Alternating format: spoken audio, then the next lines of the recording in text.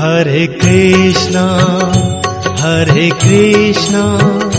Krishna Krishna, Hare Hare, Hare Rama, Rama Rama, Hare Hare.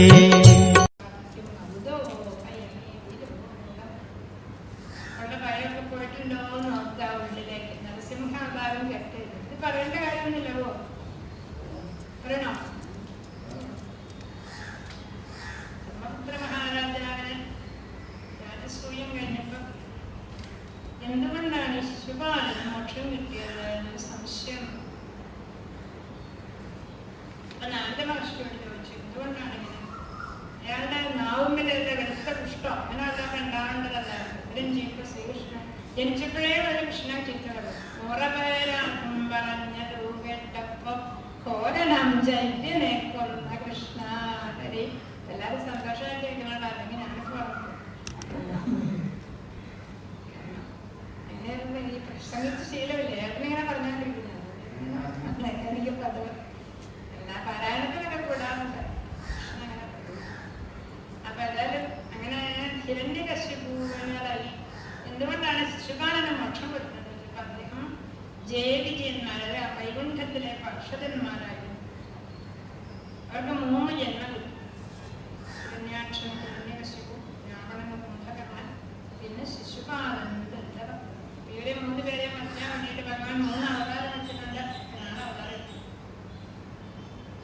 അപ്പൊ ശ്രീരാമാവതാരം കേൾക്കണമെന്നാണ് ശരിക്കും ധർമ്മപുത്ര മഹാരാജാവ്. അത് നമുക്ക് മാർക്കണ്ഡേയനും പറഞ്ഞു തരുന്നു എന്ന് പറഞ്ഞു. അതിപ്പോ എന്നാ പറഞ്ഞു തരുന്നതെന്ന് ചോദിച്ചില്ല.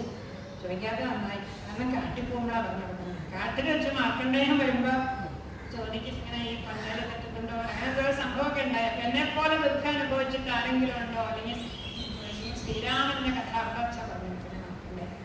അത്രയൊന്നും പറഞ്ഞില്ല. എന്നാൽ എനിക്ക് ആ നരസിംഹാവതാരം ഒന്ന് കേട്ടാൽ രാജസ്വീയ സദസ്സിൽ 16,000 ഭക്തിമാരോട് കൂടി ഭഗവാനും ഒരുപാട് എല്ലാവരും ശ്രോതാക്കളായിരുന്നു. ഭഗവാൻ തന്നെ ഏറ്റവും മുമ്പിൽ അർജുനനെ കൈപിടിച്ചടന്നിരുന്നു. ഭഗവാനെ ചടമൊന്നും ചെയ്യരുണ്ടോ എന്നൊക്കെ പറഞ്ഞോണ്ട് നല്ല ഭാഷ കഥ പറഞ്ഞു. വേഗം പറഞ്ഞ എന്താ, ഹിരണ്യാക്ഷൻ മരിച്ചു കഴിഞ്ഞപ്പോൾ ഹിരണ്യാക്ഷനെ വരാഹരൂപത്തിലാണ് ഭഗവാൻ വർദ്ധിച്ചു. അപ്പൊ ഹിരണ്യാക്ഷന്റെ ജലം എങ്ങനെയോ അവിടെ കൊണ്ടുവന്നിട്ട് എല്ലാവരും കൂടെ കരഞ്ഞോണ്ടിരിക്കും. അപ്പൊ ഹിരണ്യകശിപു കുറേ വേദാന്തം പറഞ്ഞു. ഈ വേദാന്തം കുറെ എല്ലാവർക്കും പറ്റില്ല. ഹിരണ്യകശിപുൻ രാവണൻ മണ്ടോദരിയോട് പറയുന്നത്, ഞാൻ ചത്തു കഴിഞ്ഞാൽ നീ എന്റെ ശരീരമാണ്, ഞാൻ ആ മരിക്കണമെങ്കിൽ എന്റെ ശരീരം ചെലയിൽ വെച്ച ഭാവനയോടുകൂടി സീതാദേവിയെ കൊണ്ടുവച്ച ഭാവനയോടുകൂടി തീർച്ചയായും നിനക്ക് മോക്ഷം കിട്ടും. അങ്ങനെയല്ല അദ്ദേഹം പറഞ്ഞത്, ശരീരം ഇവിടെ കിടക്കണോ, ഈ ശരീരമാണോ ഇരുന്നത്? അല്ല, അത് കണ്ടാൽ പേടിയാവും. അട്ടെ ആത്മാവിനെ കണ്ടിട്ടുണ്ടോ? ഇല്ല. ഇനി എന്തിന്റെ ഓർത്തുകൊണ്ടാണ് നിങ്ങൾ ദുഃഖിക്കുന്നത് എന്നൊക്കെ ചോദിച്ചാൽ ദുഃഖമൊക്കെ പോവുകയും ചെയ്യും. കാരണം ഈ കഴിഞ്ഞോണ്ടിരിക്കുമ്പോൾ ഒത്തിരി ചുടിയായിട്ട് 2 വാക്ക് പറഞ്ഞാൽ മതി. അപ്പൊ ആ സംഭവം കഴിഞ്ഞിട്ട് ഹിരണ്യകശിപു എന്ത് ചെയ്തു? അദ്ദേഹത്തിന് ദേഹാത്മഭാവമുണ്ട്. പോയി തപസ്സിനായിട്ട് ഒറ്റക്കാലിൽ നിന്ന് വളരെക്കാലം തപസ് ചെയ്തിട്ട് എന്താ വരം മേടിച്ചത്? ബ്രഹ്മാവ് പ്രത്യക്ഷമാകുമ്പോൾ ഇദ്ദേഹം ഒരു സ്കെൽട്ടൺ പോലെ നിൽക്കുക.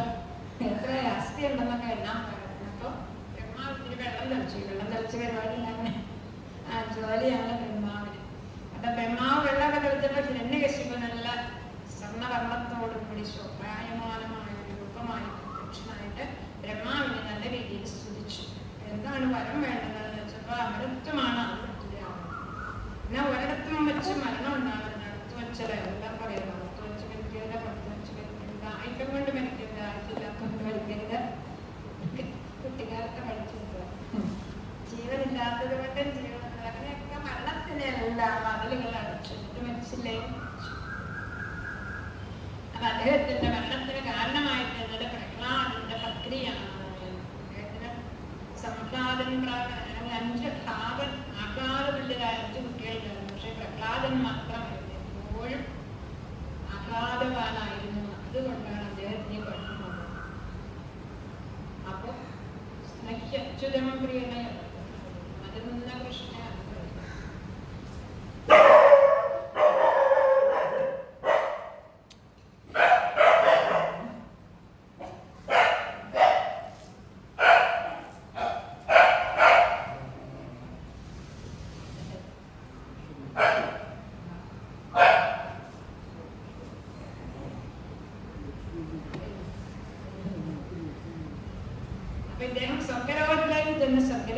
കീഴടങ്ങി അവിടെയുള്ള അപ്സരസുകളെ അദ്ദേഹത്തിന് ഭീഷണ ജോലിയായി ദേവന്മാരുടെ എല്ലാ സ്ഥാനമാനങ്ങളും ഹിരണ്യകശിപു സ്വന്തമാണ്. എല്ലായിടത്തും ഹിരണ്യകശിപുവായി ഭരണം. അപ്പൊ ഏത് രീതിയിലാണ് ഇദ്ദേഹത്തിന് നാശം ഉണ്ടാക്കേണ്ടത് എന്നതിനെ കുറിച്ച് ദേവന്മാർ ചിന്തിച്ച് തപസ് ചെയ്ത് മഹാവിഷ്ണുവിനെ പ്രത്യക്ഷപ്പെടുത്തി. അദ്ദേഹം പറഞ്ഞു, വേദങ്ങള്, ദേവന്മാര്, ഗോക്കള്, വിപ്രന്മാര്, സാധുക്കള്, ധർമ്മം ഇതിനെയൊക്കെ ദ്വേഷിക്കുന്നവൻ സദാ അശ്വവിനശ്വരി, അയാൾ ഉടനെ മരിക്കും. പിന്നെ ഇയാൾ മരിക്കാത്ത എന്താന്ന് ചോദിച്ചപ്പോ നമ്മളങ്ങനെ ചിന്തിക്കേണ്ടത് എന്നെ പറ്റിയെങ്കിൽ ഇവർക്കൊന്നും ഒരു കുഴപ്പം പറഞ്ഞില്ലല്ലോ.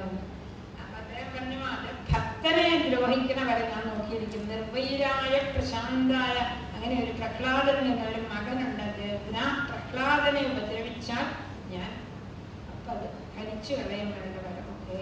അങ്ങനെ ലോകഗുരുവായിരിക്കുന്ന ഭഗവാനിന്ന് ഇങ്ങനെ ഒരു വാക്ക് കേട്ടിട്ട് ഇവരെല്ലാവരും ആശ്വസിച്ചു പോന്നു. പിന്നെ എല്ലാവരും പ്രഹ്ലാദനെ തന്നെ നോക്കിയിരുന്നു. പ്രഹ്ലാദോ ഗുൺമഹാന്തേഷാം ഗുണൈർമഹദുപാസക, ഗുണങ്ങളെ കൊണ്ട് ഗുണങ്ങൾ നിമിത്തം മഹാനായി ഭവിച്ചു പ്രഹ്ലാദൻ. പ്രഹ്ലാദനെ പറയുന്നത് ബ്രാഹ്മണ ഭക്തനും ശീലസമ്പന്നനും സത്സ്വഭാവങ്ങളെല്ലാം തികഞ്ഞാളായിരുന്നു. ഇന്നും കവികള് ഭഗവാനായ ഈശ്വരനിൽ എന്ന പോലെ പ്രഹ്ലാദന്റെ ഗുണങ്ങളെ പാടിക്കൊണ്ടിരിക്കുന്നു. ഭക്തന്മാരുടെ ഒന്നാം സ്ഥാനം പ്രഹ്ലാദന് ഒരു സ്ഥലത്തും വരുന്നു. ഭക്തിയോഗത്തിലൊക്കെ പറയുന്നുണ്ട്. ഭക്തിസൂത്രങ്ങളൊക്കെ ശത്രുക്കൾ പോലും പ്രഹ്ലാദന്റെ മഹത്വം പാടിക്കൊണ്ടേയിരിക്കുന്നു. നദരിടയ്ക്ക് കണ്ണീരൊഴുക്കിക്കൊണ്ടിരിക്കുന്ന പൊതുപുളകസ്തൂഷ്ണീമാസ്തേ സംസ്പർശ നിർവൃത അടുത്തൊക്കെ ഭഗവാനെ ആലിംഗനം ചെയ്തിട്ട് ആ ഒരു പുളകമണിഞ്ഞൊക്കെ ഇരിക്കുന്നത്.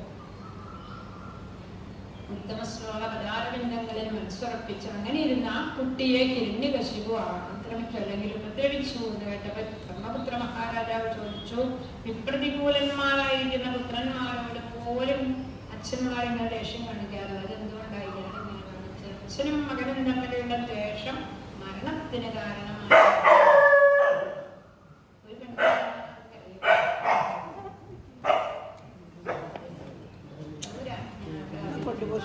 പ്രഹ്ലാദന് വിദ്യാഭ്യാസത്തിനയച്ചു.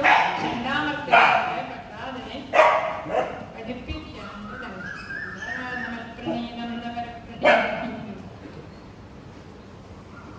എന്താണ് പഠിച്ചതിൽ വെച്ച് ഏറ്റവും ശ്രേഷ്ഠമായത് എന്ന് ഹിരണ്യകശിപു ഒരിക്കലും പ്രഹ്ലാദനോട് ചോദിച്ചു. പ്രഹ്ലാദൻ എല്ലാം ഉപേക്ഷിച്ച് തട്ടിപ്പോവുകയാണ്. ഇതായിരിക്കും ഇയാളെ പറ്റിച്ചതാകുന്നു എന്ന് തോന്നി. വീണ്ടും പഠിപ്പിക്കാനായിട്ട് രണ്ടുപേരും നമ്മുടെ വിദ്യാഭ്യാസം കഴിഞ്ഞാൽ നേരെയാവും വിചാരിച്ചു. എപ്പോഴും നിർമാർത്ഥകാമങ്ങള് അതെല്ലാം ഇവര് പഠിപ്പിക്കുന്നതൊക്കെ അഭദ്രമാണോ എന്ന് പ്രഹ്ലാദൻ ആദ്യമേ തന്നെ പഠിച്ചു. ശുക്രാചാര്യന്റെ മക്കളായ ശണ്ടാമർക്കന്മാരാണ് അവിടെ നഴ്സറി സ്കൂളിൽ പഠിപ്പിക്കുന്നത്. അപ്പൊ അവര് പഠിപ്പിക്കുന്നതെല്ലാം അർത്ഥമാണോ എന്ന് മനസ്സിലാക്കിക്കൊണ്ട് ഭഗവാനെ തന്നെ ചിന്തിച്ചു കൊണ്ടിരുന്നു. പിന്നീട് ചോദിച്ചപ്പോൾ പ്രഹ്ലാദൻ മുമ്പേ പറഞ്ഞതിൽ അല്പം കൂടെ വ്യത്യാസമുണ്ട്. അതെന്താണ്? തനത്തിലൊന്നും പോകേണ്ടതില്ല. കുടുംബത്തിലിരുന്നു കൊണ്ട് ശ്രവണം, കീർത്തനം, വിഷ്ണു സ്മരണം, പാദസേവനം, അർച്ചനം, വന്ദനം, ദാസ്യം, സഖ്യം, ആത്മസമർപ്പണം ഇങ്ങനെയുള്ള ഒത്തിരിയാണ് ശ്വാസം പാലിക്കുന്നത്. അപ്പൊ ഇദ്ദേഹം പറഞ്ഞു, ദേവേയ ചന്ദനവനെ ജാതോയം കണ്ടകദ്രം, അസുരന്മാരാകുന്ന ചന്ദനവനത്തിൽ ഇവനൊരു മുള്ളുമരം. നേരെ തിരിച്ചു പറയാൻ വേണ്ടത് ഏതായാലും മഹാവിഷ്ണുവിന് യാതൊരു അസുരവംശം നശിപ്പിക്കാൻ വേണ്ടി വരുന്ന മഹാവിഷ്ണുവാകുന്ന കുവടാടിക്കൊരു നാളം പോലെ ഒരു കൈ പോലെയാണ് ഈ കുട്ടി. വീണ്ടും ജ്ഞാതജ്ഞേയ ചതുഷ്ടയം എല്ലാം പഠിപ്പിച്ച് അച്ഛൻ പ്രഹ്ലാദൻ ഹിരണ്യകശിപു ഗുരുപുത്രന്മാരോട് ചോദിച്ചു, ഇയാൾ എന്തുകൊണ്ടാണ് ഇങ്ങനെയൊക്കെ പറയുന്നത്? അപ്പൊ അവര് ഞങ്ങള് പഠിപ്പിച്ചതല്ല, വേറെ ആരെങ്കിലും പഠിപ്പിച്ചതോ അല്ല, അതിനും സ്വാഭാവികമായിട്ടുണ്ടായ ബുദ്ധിയാണ്. അപ്പൊ ഹിരണ്യകശിപു ചോദിച്ചു, ഈ സ്വാഭാവികമായ ബുദ്ധി ഉണ്ടാവാൻ എനിക്കോ കയാധുവിനോ ഇല്ല, ഈ വിഷ്ണുഭക്തി എന്ന് പറയുന്ന പരിപാടി. പിന്നെ ഇവൻ അതെങ്ങനെ ഉണ്ടായി? കൃഷ്ണേ വരദസ്വരൂപ. അതിപ്പോ പ്രഹ്ലാദൻ പറഞ്ഞു, അച്ഛാ അങ്ങനെ എങ്ങനെ കിട്ടുന്നതല്ല. ഈ ചർവിത ചർവണം ചെയ്യും പോലെ അരച്ചതിനെ തന്നെ അരയ്ക്കുന്ന അല്ലെ. നമ്മുടെ വീട്ടിൽ ചെന്നാൽ അത് തന്നെ പഠിക്കില്ല. ഇപ്പൊ അടച്ചെന്നാ പഠിക്കേണ്ട ചിന്ത ഈ അരയ്ക്കൽ ഇങ്ങനെ ചെറുകിട ചെറുകിടന്മാരായിരിക്കുന്നവർക്ക് അന്യരിൽ നിന്നോ സ്വയമേയോ ഒന്നും മുക്തി ഉണ്ടാവില്ല. അതുണ്ടാവണമെങ്കിൽ എന്ത് വേണം? മഹത്പാദരജോഭിഷേകം, മഹീയ സാമ്പാദരജോഭിഷേകം. മഹാത്മാക്കളായിരിക്കുന്നവരെ കാണുമ്പോൾ അവരെ വന്ദിച്ച് അവരുടെ വിനയത്തോടുകൂടി നിൽക്കുന്നവർക്ക് സ്വയം ഉണ്ടാവും. ഈശ്വരപാദത്തെ ഒന്നും ഇവരുടെ ആരും സ്പർശിക്കുന്നതേയില്ല. പാദധൂളി കൊണ്ടുള്ള അഭിഷേകം ഏത് കാലം വരെ ആശ്രയിക്കാതിരിക്കുന്നു അത്ര കാലം അവരുടെ ബുദ്ധി ഈശ്വരപാദത്തെ സ്പർശിക്കുകയില്ല. അതിന്റെ പ്രയോജനം ഭക്തി ഉണ്ടാകാൻ അർത്ഥമൊക്കെ നശിക്കും. ഇങ്ങനെയൊക്കെ പറഞ്ഞാൽ അതിനെ തട്ടിയിട്ടിട്ട് കൊല്ലാൻ കൽപ്പിച്ചു. ഏത് രീതിയിലെങ്കിലും കൊല്ലുകയാണ്. അങ്ങനെ കൊല്ലാൻ കൊണ്ടുപോയി സർവീരവായി കാണേ വേണ്ട. ഇങ്ങനെ ഒരു മകനേ ഏതായാലും പ്രയാസേ പരിശംഗിത ചകമാരതത്വത്തോ നിർബന്ധമായിട്ട് വധോപായങ്ങളൊക്കെ ചെയ്തിട്ട് വിഗ്രഹങ്ങളെ കൊണ്ട് പഠിപ്പിച്ചു. ചുരുക്കി പറഞ്ഞാൽ എന്തായി? ഹിരണ്യകശിപു എന്തൊക്കെ വരുന്ന എഴുതിയിട്ടുണ്ട് അത് മുഴുവൻ പ്രഹ്ലാദനെ പഠിച്ചു. അകത്ത് വെച്ച് കൊല്ലാൻ പറ്റുന്നില്ല, പുറത്ത് വെച്ച് കൊല്ലാൻ പറ്റുന്നില്ല, ജീവനം വേണമെന്ന് കൊല്ലാൻ പറ്റില്ല, പാമ്പ് പിടിക്കാൻ പറ്റി കഴിച്ചില്ല. ആയുധങ്ങൾ കൊണ്ട് വെട്ടാനൊക്കെ നോക്കി, അതൊന്നും പറ്റിയിട്ടില്ല. ആനയൊക്കെ കുത്താൻ വന്ന അപ്പോഴൊക്കെ നരസിംഹത്തിനെ കണ്ട് പേടിച്ചപ്പോൾ അവർ പോയില്ല. അങ്ങനെ പ്രഹ്ലാദനെ ബന്ധിച്ചു. ഒരു വിഷമമില്ല. ഈ മഹാവിഷ്ണുവിനെ സന്തോഷിപ്പിക്കാൻ നമ്മുടെ ഏറ്റവും വലിയ സുഹൃത്തല്ലയോ അല്ലയോ അസുരപുത്രന്മാരെ സർവഭൂതങ്ങളുടെ സുഹൃത്തായ ഭഗവാനെ ഭരിക്കാൻ യാതൊരു പ്രയാസമില്ല. അപ്പൊ അവർ ഇത്ര ചെറുപ്പത്തിലേ വേണോ? പക്ഷെ കല്യാണമൊക്കെ കഴിഞ്ഞിട്ട് അങ്ങനെ ആകെ 100 വയസ്സല്ലേ ഉള്ളൂ. 100 വയസ്സ് പറഞ്ഞിപ്പോവും. 10-20 കൊല്ലം കൗമാരമായിട്ടും പിന്നെ വിദ്യാഭ്യാസം കഴിഞ്ഞ ഉടനെ കല്യാണം പറ്റില്ല. പിന്നെ വിവാഹം അങ്ങനെ ഒരു 20 കൊല്ലം പിന്നെ അവസാനത്തിൽ മധ്യവും 20 കൊല്ലം കുറഞ്ഞിപ്പോകും. കുറെ നോക്കുമ്പോൾ എപ്പോഴാണ് ശരിക്കും സമയമുള്ളത്? അത് കുട്ടിക്കാലത്ത് കളിപ്പാട്ടോ വലിച്ചെറിയണമെന്നല്ലേ ഉള്ളൂ. വേറെ ഒന്നും വലിച്ചെറിയണ്ടല്ലോ കുട്ടിക്കാലത്ത് അല്ലേ? ഒരു പന്തോ പമ്പനോ ഉണ്ടെങ്കിൽ അത് വലിച്ചെറിഞ്ഞാൽ അങ്ങനെ പഠിച്ചോണ്ടിരിക്കും. കാരണം ആ ഭഗവാനെ പരിചയം പ്രസാദിപ്പിക്കാൻ ഒരു പ്രയാസവുമില്ല. എന്നാൽ എല്ലാത്തിലും ഏകരൂപത്തിൽ വസിക്കുന്ന ഭഗവാൻ തസ്മാത് സർവേഷു ഭൂതേഷു ദയം ഗുരുത സൗഹൃദം ഭഗവതാണ്. എല്ലാ ഭൂതങ്ങളിലും സർവഭൂതങ്ങളിലും ക്രൂര സ്വഭാവങ്ങൾ കഴിയും. എല്ലാവരോടും സ്നേഹമുണ്ടാവും. സ്നേഹത്തെയും കരുണയെയും ചെയ്യുക. അങ്ങനെ അയാൾ ഇന്ദ്രിയങ്ങൾക്ക് വിഷയമല്ലാതിരിക്കുന്ന പരമാത്മാവ് സന്തോഷം. ഇന്ദ്രിയങ്ങളെ കൊണ്ട് നമുക്ക് യാതൊരു രീതിയിൽ ഈശ്വരനെ ആരാധനയൊക്കെ നമ്മൾ ചെയ്യുന്നെങ്കിലും അതുകൊണ്ടൊന്നല്ല ഈശ്വരൻ സന്തോഷിക്കും. നമ്മളുടെ ക്രൂര സ്വഭാവങ്ങളെയാ ദയം ഗുരുത സൗഹൃദം എല്ലാവർക്കും സ്നേഹം ഉണ്ടാകുക. ഇനി ഭഗവാൻ സന്തോഷിച്ചാലോ പുഷ്ടേലഭ്യം തസ്മിൻ പുഷ്ടേ ജഗത്തുഷ്ടം. ഭഗവാൻ സന്തോഷിച്ചാൽ എല്ലാവരും സന്തോഷിക്കും. പിന്നെ എന്താണ് നമുക്ക് ലഭ്യമല്ലാത്തത് എന്നിങ്ങനെ അങ്ങനെ കുറെ കാര്യങ്ങൾ പറഞ്ഞപ്പോൾ കുട്ടികൾ പറഞ്ഞു ഞങ്ങൾക്ക് തോന്നുന്നു ഇതൊക്കെ പ്രഹ്ലാദൻ എവിടുന്ന് കിട്ടിയെന്ന് വെച്ചിട്ട് എനിക്ക് നാരദ അയ്യോ ഞങ്ങളാരും ഇന്ന് കാര്യം പറഞ്ഞപ്പോഴേക്ക് മനസ്സ് കൊടുക്കല ഇതൊക്കെ നാമം ചോദിച്ചോണ്ട് പോകാൻ പ്രഹ്ലാദൻ മാത്രമേ കരയെ നാരായണ കൊണ്ടേ ദേവന്മാർ പോലും ഹിരണ്യകശിപുവിനെ പേടിച്ചാൽ നീ കൃഷ്ണ എന്ന് പറയാനാണ്. എന്നാൽ ആ നാരദ മഹർഷിയിൽ എങ്ങനെ കിട്ടിയെന്ന് ചോദിച്ചപ്പോൾ ഇദ്ദേഹം തപസ്സിനായി ഹിരണ്യകശിപു തപസ്സിനായി പോയി എന്ന് കേട്ട ദേവന്മാർ വന്ന് ഹിരണ്യകശിപുവിന്റെ കൊട്ടാരം ആക്രമിച്ച് അമ്മയെ പിടിച്ചു കെട്ടിക്കൊണ്ടു. അങ്ങനെ കൊണ്ടുപോകുമ്പോൾ ഇച്ഛാപ്രസൂതി. അപ്പോൾ നാരദ മഹർഷി കണ്ടു. നാരദ മഹർഷി ചോദിച്ചു എന്താണ് പരസ്ത്രീകളെയൊക്കെ അപകരിക്കുന്നത്? അവർ പറഞ്ഞു ഞങ്ങൾ ഈ ഗർഭിണിയായതുകൊണ്ടാണ് കൊണ്ടുപോകുന്നത്. ഈ കുട്ടി ഉണ്ടായി കഴിഞ്ഞാൽ കുട്ടിയെ കൊല്ലണം. അങ്ങനെ ഹിരണ്യകശിപുവിന്റെ വംശം ഇല്ലാണ്ടാക്കാറുണ്ട്. അങ്ങനെ ഇതിലൊന്നും നമുക്കിത് ഇല്ലാണ്ടാക്കാൻ പറ്റില്ല. ഹിന്ദുക്കളെ ഇല്ലാണ്ടാക്കാനോ അതോടെ ഇല്ലാണ്ടാക്കാൻ നോക്കുമ്പോൾ കൂടി വരുള്ളൂ.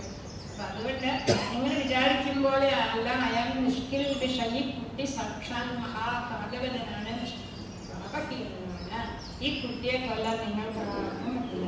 അതുകൊണ്ട് ഞാൻ നോക്കിക്കോളാം എന്ന് പറഞ്ഞു. അതുപോലെ ആശ്രമത്തിലേക്ക് കൊണ്ടുപോയി ഭക്തനാണ് ജനിക്കാൻ പോകുന്നത് എന്ന് പറഞ്ഞപ്പോൾ അവർക്ക് ആശ്വാസം. അപ്പൊ അമ്മ നാരദ മഹർഷി ചത്തുപോയി എന്ന് വിചാരിച്ചിരുന്ന അമ്മയ്ക്ക് ആശ്വാസം. അമ്മ നാരദ മഹർഷിയെ ശുശ്രൂഷിച്ചിട്ടുണ്ട്. അവിടെ വസിച്ചു എന്നിട്ട് ഇച്ഛാപ്രസൂതി ഞാൻ ആഗ്രഹിക്കുമ്പോഴേ പ്രസക്തിയാവുന്നു എന്ന് പറഞ്ഞു. അങ്ങനെ മഹർഷിയുടെ ആശ്രമത്തിൽ ഒതുങ്ങി താമസിച്ചു. ഋഷികാരുണികസ്തസ്യ എപ്പോഴും അമ്മയ്ക്ക് ഓരോരോ ഉപദേശങ്ങൾ ഇങ്ങനെ കൊടുത്തുകൊണ്ടിരിക്കും. അമ്മയെ ഉദ്ദേശിച്ചിട്ടല്ല എന്നെ ഉദ്ദേശിക്കുന്നത്. അതൊരു വലിയ നിയമമായിട്ട് പഠന രീതിയായിട്ടൊക്കെ പറഞ്ഞു വരുന്നുണ്ട്. ഗർഭത്തിലിരിക്കുമ്പോ ഭഗവതാന പുരാണങ്ങളൊക്കെ കേൾക്കും. എല്ലാവരും അമ്മമാരും കുട്ടികളെയൊക്കെ പറഞ്ഞുകൊടുക്കും.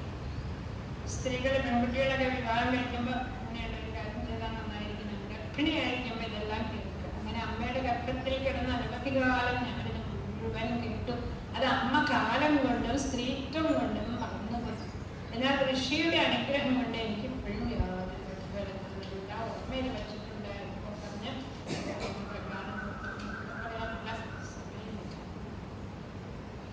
ഇങ്ങനെ പറഞ്ഞു സർവേഷാമഭിഭൂതാനം ഹരിരാത്മേശ്വരപ്രിയ ഭൂതൈർമഹൽക്കേ സ്വകൃതൈ കുദാനം ജീവസംജ്ഞം. ജീവൻ എന്ന പേരോടുകൂടി ആത്മാവും പ്രിയനും നിയന്താവുമാവുന്നത് ഹരി തന്നെയാണ്. ദേവനായാലും മനുഷ്യനായാലും ഗന്ധർവൻ ആരായാലും ശരി ഭഗവാനെ ഭജിക്കുന്നതായാലും തന്നെ എല്ലാ രീതിയിലും ഭഗവാന്റെ അനിഷ്ടവൃത്തിയും ഇഷ്ടപ്രാപ്തിയും ഉണ്ടാവും. അതുകൊണ്ട് അറിയോ കുട്ടികളെ ഹലോ ഹലോ ഭഗവതി ശ്രീഹരി ഭഗവാനിൽ നിങ്ങൾ ഭക്തിയെ ചെയ്യുവിൻ എന്ന് പറഞ്ഞു. ഇതാണ് ലോകത്തിൽ സമ്പാദിക്കാനുള്ളത്. ഏകാവാനേവലോ ഏകാന്ത ഭക്തരും ഗോവിന്ദേ സർവത്ര പ്രതീക്ഷണം. ശ്രീഹരി ഭഗവാനിൽ ഏകാന്ത ഭക്തിയും എല്ലായിടത്തും ഭഗവാനെ തന്നെ കാണുകയുമാണ് വേണ്ടത്. അതാണ് സമ്പാദിക്കേണ്ടത് എന്ന് പറഞ്ഞു നിർത്തിയപ്പോ കുട്ടികൾ സർവത്ര ഗോവിന്ദനാമ സങ്കീർത്തനം എന്ന് പറഞ്ഞുകൊണ്ട് ഗോവിന്ദൻ നാമം പറഞ്ഞു.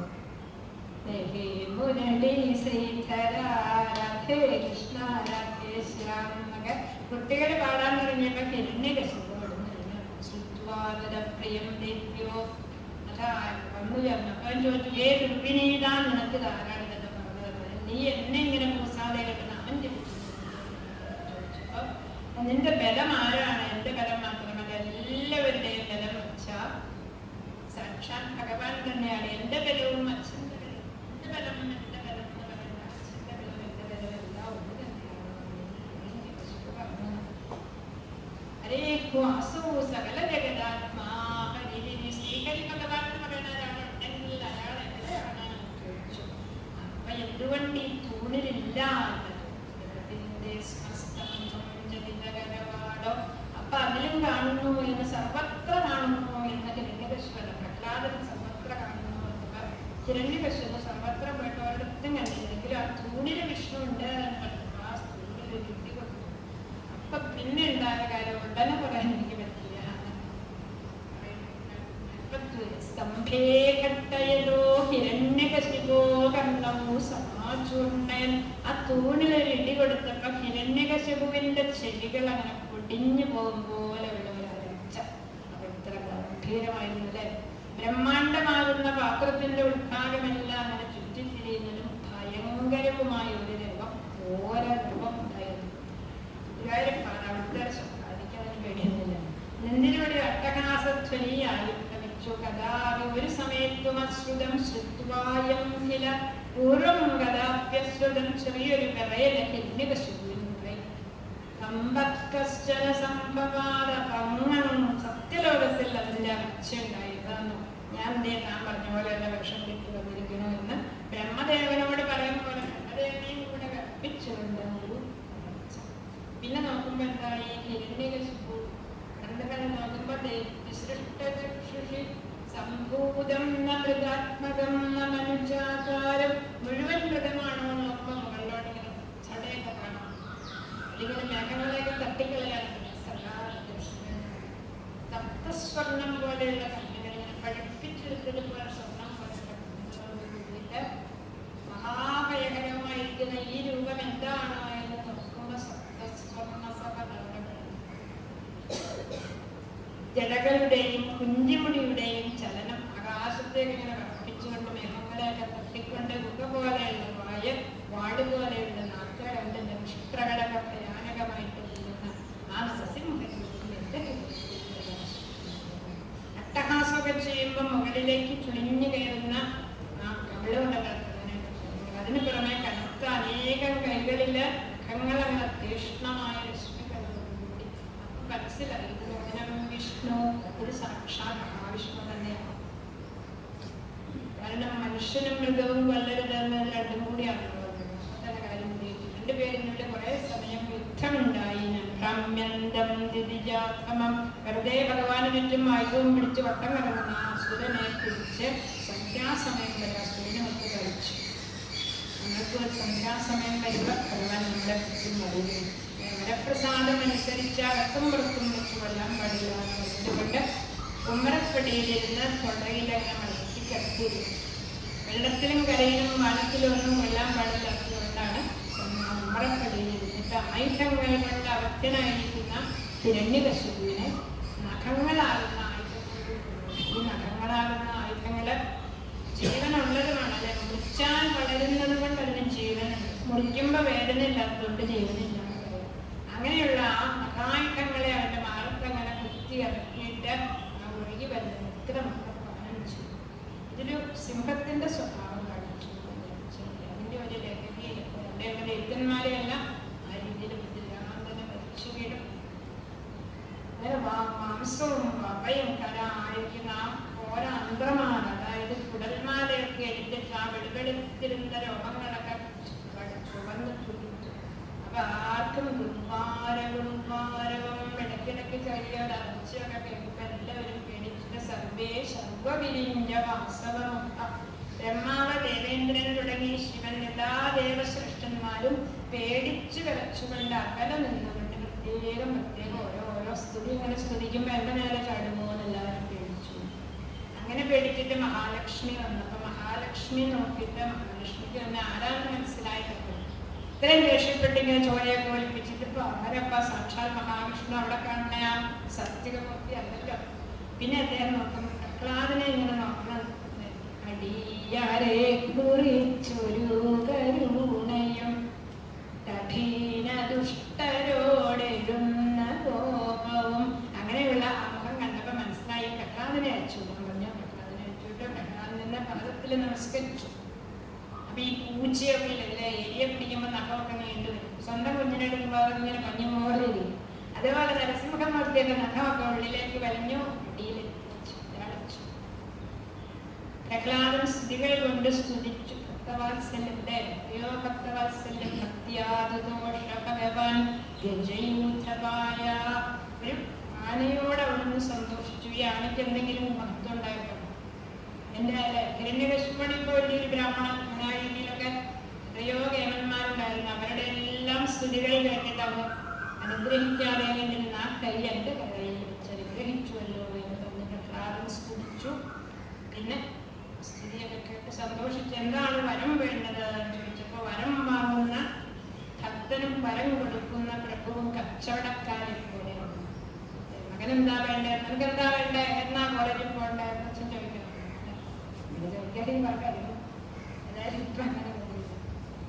അച്ഛാ എനിക്ക് സ്കൂളിൽ പോകണം എന്നൊന്ന് കുട്ടിയൊന്നും അച്ഛനോട് പറയാറില്ല. അതുകൊണ്ട് എനിക്ക് വേണ്ടതെല്ലാം അവിടുന്ന് തരും, എങ്കിലും അങ്ങയെ അറിയാതെ എന്റെ അച്ഛൻ ചെയ്തിട്ട് ക്ഷമിക്കണം. അച്ഛൻ നഗരത്തിൽ പോകാൻ അച്ഛൻ ഇനി ഒരു ജന്മവും കൂടി കൊടുത്തോളാം എന്നൊക്കെ പറഞ്ഞ് ഭഗവാൻ അനുഗ്രഹിച്ചു. പ്രഹ്ലാദനെ ദൈത്യരാജാവായിട്ട് അഭിഷേകം ചെയ്തു. ഏവം നാടിതരൗദ്രവേഷ്ടിത വിനയമാണെന്ന് എനിക്കറിയാം. ഇപ്രകാരം അഭിനയിക്കപ്പെട്ട ക്രൂരകർമ്മത്തോടു കൂടിയവനും സിംഹതാപനീയ ഉപനിഷത്തിലെ വ്യക്തമായി പ്രതിപാദിക്കപ്പെടുന്നവനുമായ നാടിതരൗദ്രവേഷ്ടിത സിംഹാവതാരം സ്വീകരിച്ച ഭഗവാന്റെ മഹാത്മ്യവും ശുദ്ധസ്വരൂപവും സിംഹതാപനീയ ഉപനിഷത്തിലുണ്ട്. ഭഗവത് ഭക്തന്മാരായ ഭക്ഷതന്മാർക്കല്ലാതെ ഭഗവാനെ ലംഘിക്കാൻ ശക്തി ഉണ്ടാവില്ല. വാസനയാണ് ഇവിടെ കാണിച്ചത്. ദുർവാസനയായിരുന്നു ഹിരണ്യകശിപുവിന്. അത് വളർന്ന് ഹിരണ്യകശിപുവിന് സദ്വാസന ഉണ്ടായിരുന്ന പ്രഹ്ലാദൻ അതിനെ വളർത്തിയെടുത്ത് മുഴുവനും ആചാര്യനായി ഭക്തന്മാരെ കുറിച്ചൊക്കെ പറയുമ്പോൾ ആദ്യം പറയുന്നത് പ്രഹ്ലാദനെയാണ്. കാരണം അത്രയേറെ പ്രശ്നങ്ങളെ നേരിടുമ്പോഴൊക്കെ പ്രഹ്ലാദൻ നാമം ധരിച്ചുകൊണ്ടേയിരുന്നവരെല്ലാം വലിയൊരു സന്ദേശമാണ് പ്രഹ്ലാദൻ നമുക്ക് തരുന്നത്. നമുക്ക് വരാൻ പോകുന്ന എല്ലാ അവസ്ഥകളിലും ഈ നാമം നമ്മളെ രക്ഷിക്കുന്നത്. അതിനെ പിടിച്ചിട്ട് ആന കൊണ്ട് ലൗട്ടിച്ച് എല്ലാ